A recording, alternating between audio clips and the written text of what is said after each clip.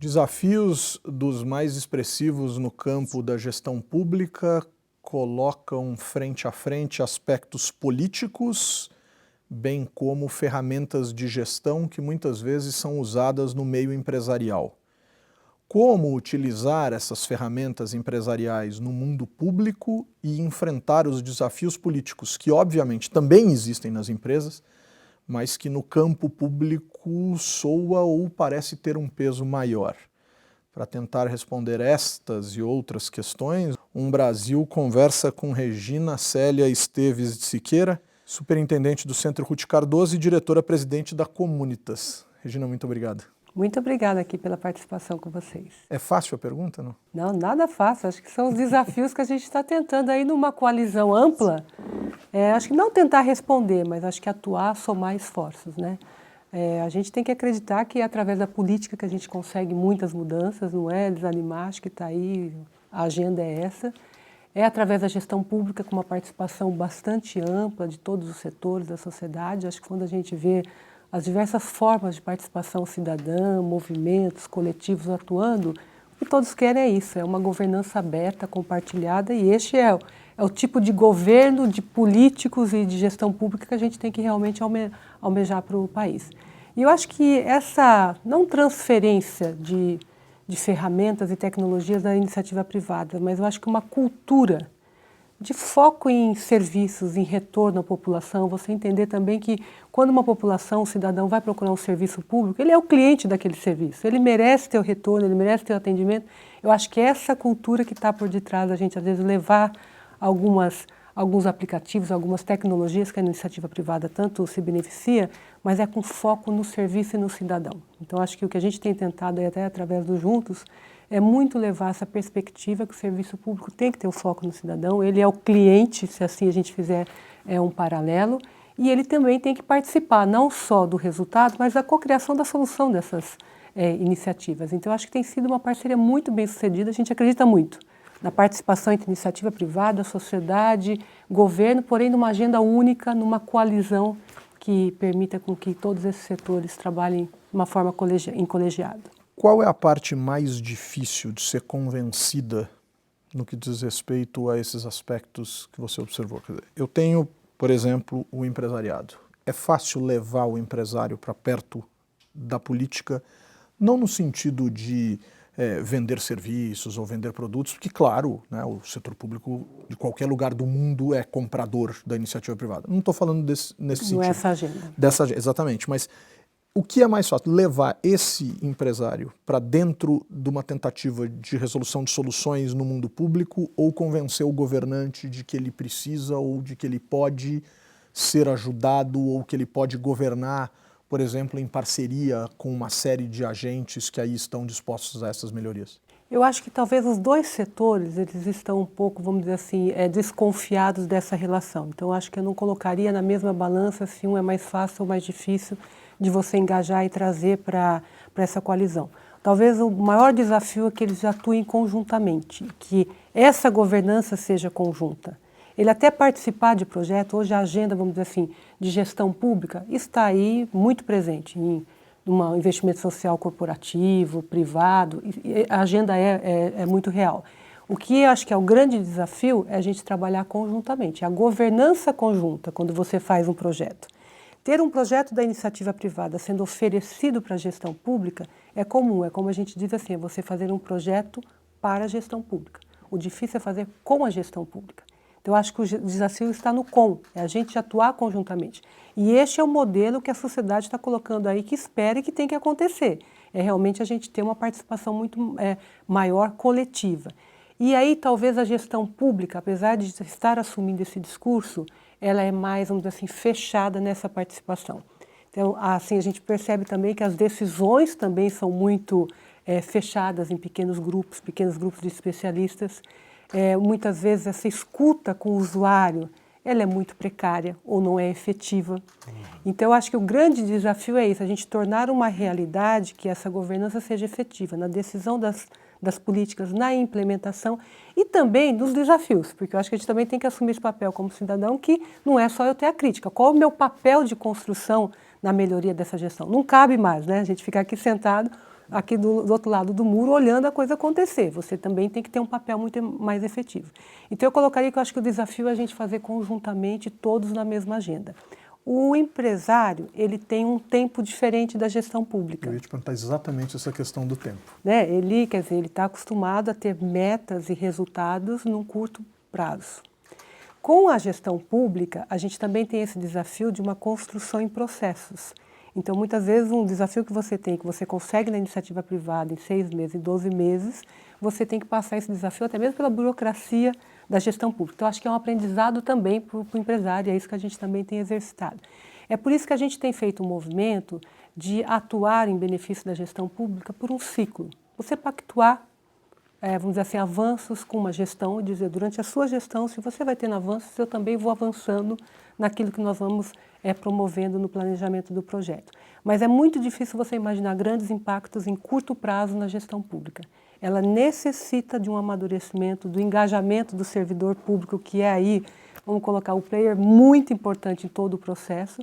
Ela necessita de você amadurecer também processos burocráticos e marcos legais, que isso a iniciativa privada é muito mais ágil, mas que de certa forma também garantem para a gente sustentabilidade e um controle social, né? Não dá para a gente ter agilidade em todos os setores, porque você tem que ter um controle social também guardando aí a manutenção de alguns princípios, inclusive democráticos, né? Deixa eu explorar um pouquinho essa característica da agenda, Regina. Quer dizer, ela é mais rápida. Na iniciativa privada tem um dinamismo maior. Tanto que é comum indivíduos que trabalharam durante muitos anos no setor público, quando vêm para a iniciativa privada, se surpreendem com a agilidade e com a rapidez. Mas acho que existe uma outra característica interessante no mundo corporativo, por vezes a possibilidade de pensar também em planos de longo prazo, imaginando tendências, imaginando soluções para os negócios com o passar dos anos, 10 anos, 20 anos, 30, onde vamos estar daqui a não sei quanto tempo. Os governantes não conseguem fazer isso por conta das travas que as eleições, por vezes, parecem impor a essas agendas. Óbvio que as eleições são essenciais, são fundamentais, são instrumentos da democracia. Mas fica parecendo que as coisas são mais datadas num quadriênio, por vezes num biênio. Como é que a gente ajusta esse tipo de situação, esse tipo de problema? A gente tem atuado bastante nessa frente e o que a gente chama de planejamento de longo prazo é o grande desafio. A iniciativa privada está sempre pensando no futuro e ela mira a sua estratégia através desse planejamento de futuro. A gestão pública ela tem primeiro um planejamento olhando para o retrovisor, porque são coisas que aconteceram e como é que ela reage ao presente. E quando pensa futuro é como você está dizendo, ou é o período de gestão daquele governo, então a gente diz que é o planejamento de governo e não de Estado, ou então é de uma maneira setorial através de várias políticas, não, vamos dizer assim, numa agenda maior. E aí é onde a gente tem o fracionamento de tantos esforços. Acho que esse ponto é o grande avanço que a gente precisa dar na maturidade da gestão pública no país. É uma visão de um planejamento de Estado, que quer dizer, cada político, ou líder político, ou gestor que esteja naquela posição, cumpre uma agenda que está planejada a longo prazo, ok, ele coloca ali todos os seus conceitos do seu plano de governo, mas tem que estar mirando realmente num planejamento de futuro. Esse planejamento não dá para ser construído só pelo gestor público, nem só pelo político. Tem que ser construído com a sociedade. E o que a gente tem visto como uma oportunidade? Se a iniciativa privada ela já tem no seu próprio DNA da agenda de negócios uma visão de futuro, ela pode ser uma grande aliada a puxar esse planejamento de longo prazo com o governo. E aí é onde a gente tem que trazer a sociedade civil para que todos os interesses da sociedade como um todo possam ser também, vamos dizer, considerados nessa agenda de futuro. O que a gente tem percebido? O planejamento de futuro ou de longo prazo existe para as cidades. Ou está muito traduzido, que a gente chama no plano diretor, e mais uma vez é numa parte do planejamento, ou em iniciativas da sociedade civil, mas que também não conversam com o plano de governo, e aí você fica com agendas muito mais de controle social, ou a iniciativa privada com uma visão muito mais focada em desenvolvimento econômico na sua agenda, e que a gente sabe que também não cabe mais você falar de agenda de futuro para uma sociedade sem você considerar um desenvolvimento econômico-social. Então, nós estamos apostando muito que essa é uma grande, na verdade, oportunidade de você atrair todos esses players em diversos setores, mas com uma visão de futuro que você construa que cidade, que território, que realmente que estado, que política nós estamos almejando para um futuro e para onde a gente quer chegar. Eu acho que isso a gente só vai conseguir também ter uma eficiência maior a partir do momento que a gente tem uma valorização também do servidor público. Cabe a ele, vamos dizer, esse grande papel de fazer a transição entre os governos. E aí eu sou muito, vamos dizer assim, uma defensora do servidor público. Eu acho que a gente precisa realmente até refletir e separar a figura do político partidário e do servidor público, que tem uma função incrível, tem um papel incrível dentro da gestão pública, e que nós temos investido muito nisso. Eu acho que o servidor, ele faz essa transição, ele tem o compromisso da sustentabilidade, ele tem um compromisso com a política pública, e é com ele que a gente tem que realmente mirar uma transição com planejamento de longo prazo que não sofra descontinuidade com planos de governo. Agora, se a gente for olhar o nosso próprio marco legal, né, ele também induz a ter planos de governo, o próprio orçamento ali está todo preparado para você pensar, planejá-lo para daqui 2 anos. Mas, mais uma vez, eu acho que é um olhar de sociedade. E o plano de governo, o plano de política tem que traduzir um olhar de sociedade. Não cabe mais qualquer político que queira se reeleger ele apresentar à sociedade um plano que está muito voltado àquele momento de governo dele. Esse facilmente o cidadão eleitor capta e realmente não é o que vai ser reconhecido pelo voto. Acho que tem 2 pontos aí que eu gostaria de tocar contigo. Primeiro, sinto que também existe uma demanda por uma maturidade expressiva dos cidadãos. Em que medida que nós podemos esperar ou o que nós podemos esperar dos cidadãos de maneira geral? E aí, nesse caso em especial, o que faz com que esse cidadão hoje possa ser considerado mais maduro? A longevidade do nosso processo democrático ou o instante crítico que nós vivemos e que talvez esteja, de uma certa maneira, provocando mais parcelas, claro que nunca toda a sociedade, isso é muito pouco provável, mas parcelas da sociedade para uma lógica de responsabilidade? Eu vejo como um crescente, é um processo. Como a gente vai tendo também o amadurecimento do nosso sistema democrático, a sociedade cidadã está exigindo um grau de maturidade política e de gestão pública que responda a essa evolução, vamos dizer, do sistema democrático. A gente costuma, por exemplo, assim, até dizer uma régua, a gente tem entre governo 1.0 ao governo 4.0 que nós almejamos.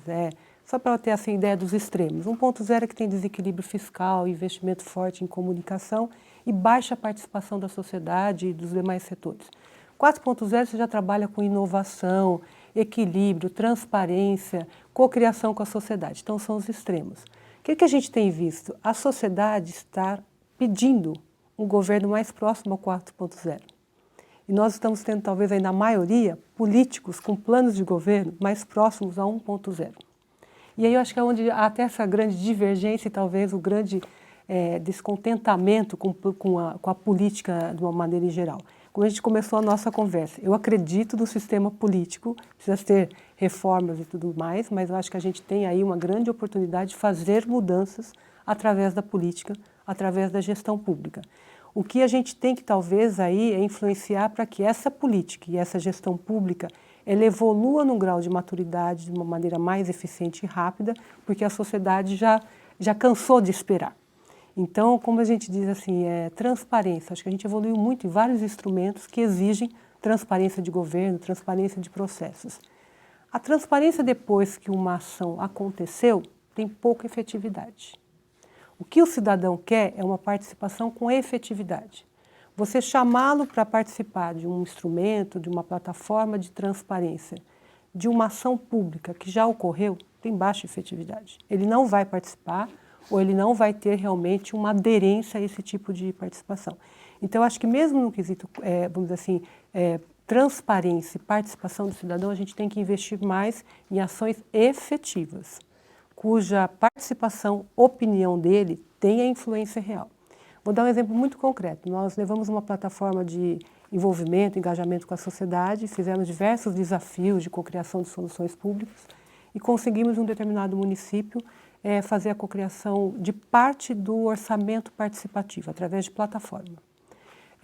No mesmo território, cuja participação no ano anterior tinha sido de cerca de 409 cidadãos, através da plataforma chegou a mais de 9.000 e aí atraindo muito público jovem. Mas não é somente uma consulta pública, ele está participando de uma discussão e vendo a efetividade daquela participação dele, daquela opinião dele, no direcionamento de uma política pública na sua região, que ele vai poder ter esse controle social. Então, eu acho que a gente tem que pensar muito nisso. O cidadão quer participar, mas ele quer participar de uma maneira real. Não use esse canal politicamente, que não vai dar certo. Não queime essa ferramenta, quer dizer... Não cabe mais, né? Qual o papel da educação, especificamente nesse caso do cidadão? Qual o papel da educação e de uma comunicação eficiente por parte do setor público? Eu acho que a educação, acho que ela está aí de uma maneira transversal em todos os temas que a gente está aqui discutindo, mas acho que a gente não pode desconsiderar que vem uma nova geração, eles estão dialogando todos esses temas em sala de aula, nas escolas, em todos os níveis, se a gente colocar privado ou público, de uma maneira muito diferente. Eu tenho um exemplo bastante interessante que Curitiba colocou a discussão do plano diretor das escolas. Eles fizeram através de textos, desenhos, as crianças discutindo o plano diretor.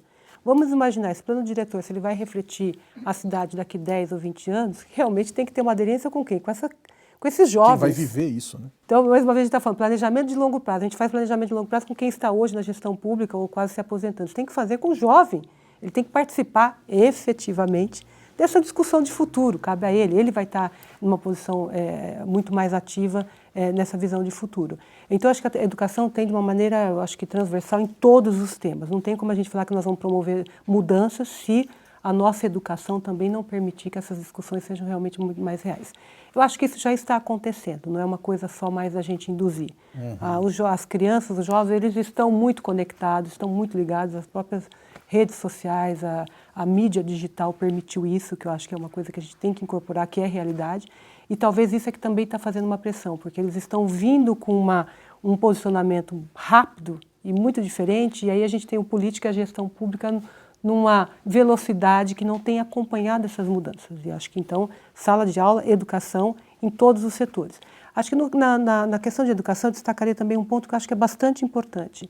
É a valorização do servidor e a formação também do servidor. Eu acho que em diversas políticas esse ponto tem sido esquecido, que a gente falar em promover grandes mudanças na gestão pública, na política, sem desconsiderar que o engajamento desse quadro, que é quem faz a gestão pública acontecer, que são os servidores, também necessitam de uma valorização e também processos de formação e educação ao longo da vida, né? A gente está falando muito isso. Muito, e isso a gente está falando, está tendo mudanças e como é que a gente também está promovendo a educação para esse público que está ali na linha de frente, atuando de uma maneira bastante até precária com as condições que tem que responder. Então, acho que a educação não é só em termos da gente como formação cidadã, mas também em processos que auxiliem e que impactem mudanças substanciais. Se eu pudesse resumir em 2 palavras o que a gente está tentando construir aqui, e que obviamente pelo seu trabalho e pelo trabalho que a gente tem visto de todos esses projetos que você bem observa aqui, surgem como desafios dos mais expressivos, eu gostaria de te provocar com 2 palavras que são eficiência e participação. Só que em alguns discursos, em alguns casos partidários, de alguns setores talvez mais conservadores da sociedade, se tem colocado eficiência e participação popular em polos opostos, inclusive em sentido ideológico. Eficiência para os críticos viraria quase que algo que é sinônimo de um neoliberalismo negativo e participação popular quase que sinônimo de um socialismo, de um bolivarianismo negativo. Os manuais de administração pública não mostram que são opostos, pelo contrário, são complementares. Como é que a gente resolve isso, Regina, em termos culturais, em termos até mesmo do discurso que a gente precisa construir para consolidar todas essas ações essenciais que você observou? A gente tem apostado muito, como a gente diz, de participação, talvez aí eu usaria uma palavra tentando traduzir, que é o engajamento. A participação, você pode participar de um determinado projeto ou agenda de uma maneira pontual.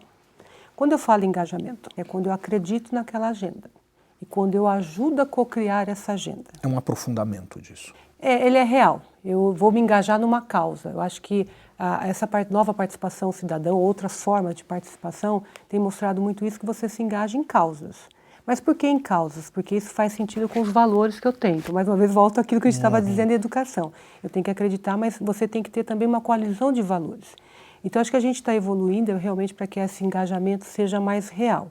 E aí, quando você tem agendas claras, causas claras e efetivas, você tem uma eficiência maior nesse engajamento.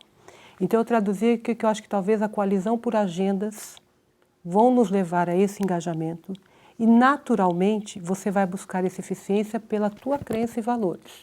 Então, eu realmente sou, vamos dizer assim, muito mais a gente somar do que polarizar, até porque eu acho que com as divergências é que a gente tem aí o grande aprendizado e a soma por algo muito maior, mas, na verdade, o engajamento mostra que com a soma a gente faz muito mais do que com a polarização.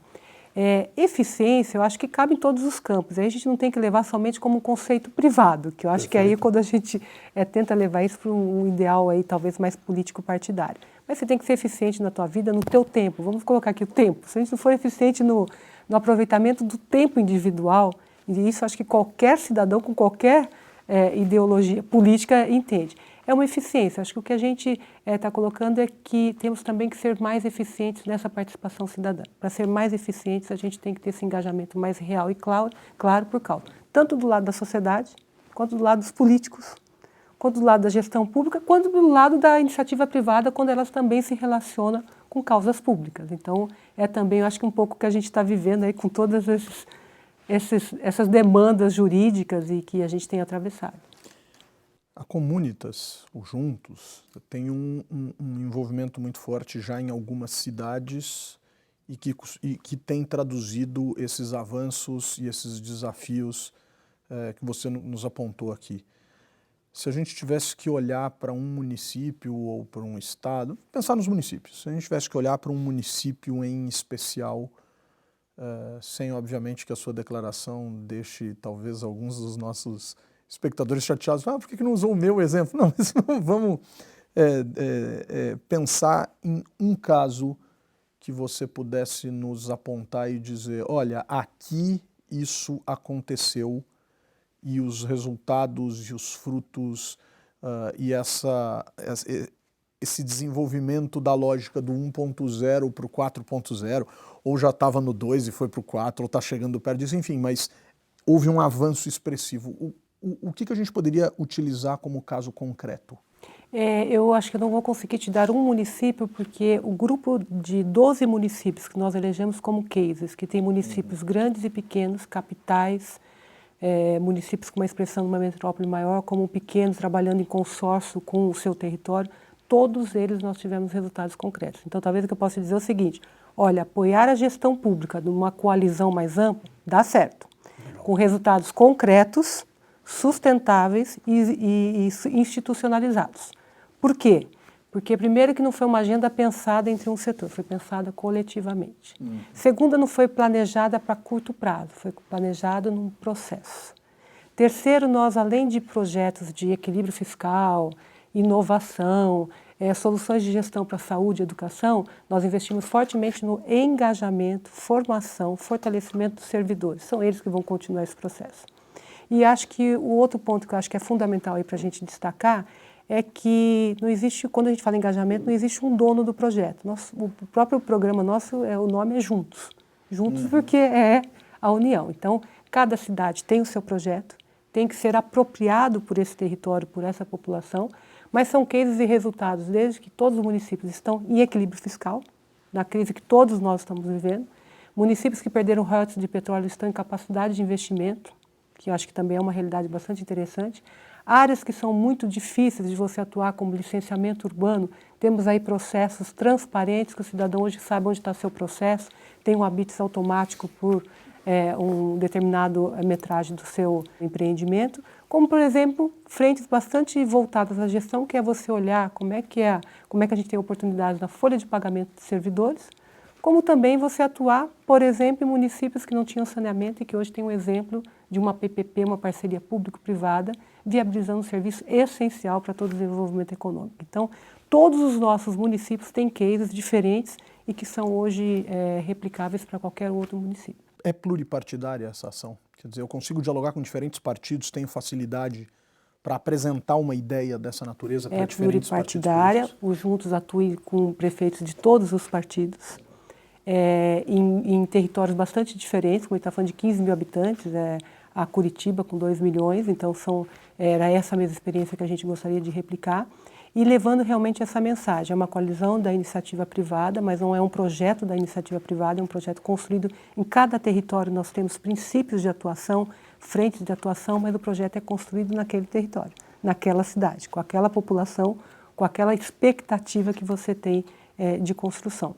E em todos os municípios nós devemos, aí alguns já estão com o processo bastante encaminhado, fazendo essa frente agora de discussão do planejamento de longo prazo, unindo todos os setores, e talvez aí a frente que a gente está acreditando muito, que a gente vai conseguir ter muita efetividade no engajamento real entre político, gestão pública, interesses da iniciativa privada que são legítimos dentro de uma agenda pública, mas também olhando aí o que o cidadão espera desse território, o que ele espera desse político, que ele tem como expectativa da evolução, vamos dizer assim, do nível que nós temos hoje da gestão pública no país. Num ano eleitoral, um processo como esse, ele para ou ele consegue dialogar com múltiplos agentes que almejam a prefeitura, mas que têm consciência de que existe uma lógica de todos desejarem que algo efetivamente avance e avance no longo prazo? Ele se amplia, é o que a gente tem vivenciado, porque ele se amplia porque hoje os demais candidatos estão vendo que é uma agenda que não tem como ele não agarrar ou desejar ou mostrar isso para o cidadão. O cidadão está exercendo o controle social de dizer, se eu conseguir ter uma cidade que hoje está em equilíbrio fiscal, eu não quero mais que ela perca esse ganho. O indivíduo é o cidadão e é agora o eleitor que faz esse controle social.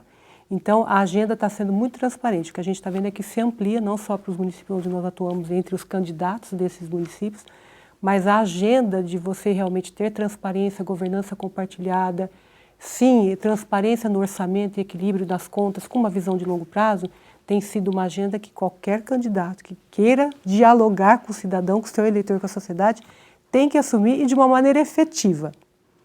Se não for muito real que ele consiga traduzir isso num plano de governo, também não está mais conseguindo convencer o cidadão, e isso é a nossa democracia que a gente quer ver fortalecida, né? Tem fila? Tem gente batendo na porta? Todos os dias. Me ajudem, por favor, ou vamos trabalhar juntos, ou vamos... E tem como pensar no método e não necessariamente, porque, claro, a instituição tem limites, como quaisquer instituições têm, mas como é que eu atendo a tantas demandas e como é que eu inspiro sem necessariamente atender? Perfeito, é até isso mesmo, porque todos os dias nós recebemos prefeitos, candidatos querendo uma atuação como essa, e que é interessante, recebemos também empresários, querendo se unir numa coalizão pelo seu município, pela sua região. Então, o esforço nosso hoje é juntar essas demandas. Estamos investindo muito na sistematização dessa experiência para que, de um secretário para o outro, de um prefeito para o outro, eles também troquem essas experiências e um influencia o outro. A gente acredita muito na rede de influência entre secretários, entre prefeitos, entre servidores, então a gente tem investido muito isso. E nós estamos também aí partindo hoje para uma, vamos dizer assim, para uma disseminação digital para que todos secretários, prefeitos, políticos que queiram vir conhecer boas experiências possam ter boas influências. Então é o nosso grande objetivo da agenda hoje, é disseminar para que outros projetos sejam replicáveis de maneiras diferentes. Não é o Juntos ou a Comunitas que vai dar conta dessa agenda. O que nós queremos é estimular que mais parceiros se unam na agenda pública da gente realmente elevar o grau de maturidade, eficiência, engajamento e participação na política e na gestão pública. Eu te fiz uma provocação há algum tempinho atrás e disse que colocaria 2 aspectos. Foi quando a gente começou a falar de educação e do cidadão. Eu gostaria de terminar essa nossa fala com a segunda parte dessa provocação. Eu sinto, e você deixou isso muito claro, Regina, uma preocupação e um olhar muito atento para a questão do servidor público. Como é que eu lido com expectativas tão diversas dentro da máquina pública? Eu vou citar 2 exemplos radicalmente, eu não vou dizer opostos, mas bastante diferentes. Por exemplo, como é que eu lido com aquele cidadão estatutário, concursado, que está esperando 2, 3, 4 meses, 1 ano, 2 anos para se aposentar, para encerrar o seu ciclo de atividade profissional, e com aquele sujeito politicamente colocado dentro da máquina, que está disposto, por exemplo, a ser o próximo prefeito da cidade, que está se arrumando para isso, que tem vinculação partidária, e esses 2 sujeitos, por vezes, se chocam, ou têm expectativas tão diferentes que acabam travando ou podendo travar um processo dessa natureza? Como é que eu lido com a expectativa do servidor? E isso é realidade, acho que não só no serviço público, né? A gente tem vários outros setores e acho que isso traduz bastante também os grandes desafios. Mas acho que no serviço público isso é mais sério porque você pode estar decidindo políticas que impactam um número substancial de pessoas e aí essas decisões políticas ou individuais podem comprometer. Eu acho que a gente realmente minimiza isso e talvez trabalhe de uma maneira mais efetiva ao você abrir a governança pública, abrir as decisões da gestão pública. Vou dar um exemplo muito claro. Quando a gente entrou com tecnologia, participação cidadã em uma frente que, por exemplo, do licenciamento urbano, que normalmente você tem a dependência de um determinado servidor que analisa um processo e que aí, se ele tiver, de repente, um envolvimento político ou individual, como você está dizendo, você se traduz ali algo que impacta a cidade. Você não libera um empreendimento, você não tem vamos dizer assim, um orçamento que a prefeitura precisa e você tem um prejuízo para a população. Ao você colocar transparência e tecnologia, você minimiza esse poder desse servidor, porque os processos estão claros e o cidadão consegue ver. Então, eu acho que a gente tem que investir mais em transparência, participação dos processos, porque aí o controle social é feito pela população. É impossível você imaginar que é o político ou aquele líder político que vai fazer realmente esse controle, é a população que tem essa capacidade e oportunidade. E, ao mesmo tempo, eu acho que a gente também tem que evidenciar bons servidores que não estão nem de um lado nem do outro e que eles conseguem fazer que essa onda seja muito mais positiva do que aquele que está pensando de uma maneira individual. A força, acho que, do coletivo que realmente pensa como política pública é maior. O que a gente também tem que fazer é não ficar aqui sentado esperando ou deixando que esses, talvez, quadros que não representam a média tenham esse poder e esse grau de influência. Cabe também aos demais, né? Mas eu acredito muito no controle social de uma maneira mais efetiva e que ela tem que se dar, como a gente estava dizendo, em processos transparentes e de uma maneira efetiva. Depois que aconteceu, aí é prestação de contas e aí você está informando, comunicando à sociedade. O que a gente tem que realmente abrir é durante o processo da gestão pública. E aí eu acho que talvez a gente consiga uma eficiência e talvez uma agilidade maior nesses avanços, né? Regina Célia Esteves de Siqueira, Brasil te agradece muito, Regina. Obrigado. Nós é que agradecemos, queremos atuar em conjunto por esse país. Muito bom. Obrigado. Obrigada.